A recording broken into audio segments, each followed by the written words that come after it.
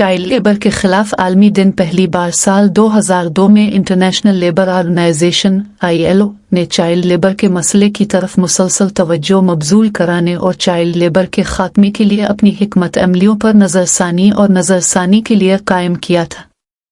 2002 کو 19 سال ہو چکے ہیں اور ہر سال 12 جون کو چائلڈ لیبر کے خلاف عالمی دن منایا جاتا ہے۔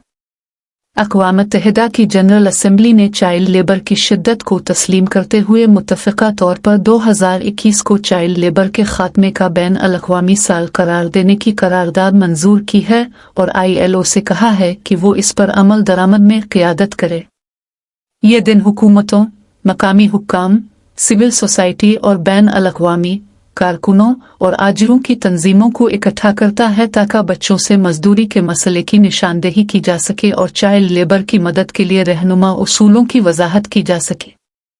ILO کے اعداد و شمار کے مطابق دنیا بھر میں کروڑوں لڑکیاں اور لڑکے ایسے کاموں میں ملوث ہیں جو انہیں مناسب تعلیم، صحت، تفریح اور بنیادی آزادیوں سے محروم رکھتے ہیں۔ اس طرح ان کے حقوق کی خلاف ورزی ہوتی ہے۔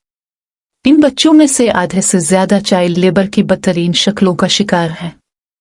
چائلڈ لیبر کی ان بدترین شکلوں میں خطرناک ماحول میں کام، غلامی، جبری مشقت کی دیگر اقسام، غیر قانونی سرگرمیاں جیسے منشیات کی اسمگلنگ اور جسم فروشی کے ساتھ ساتھ مسلح تصادم میں ملوث ہونا شامل ہے۔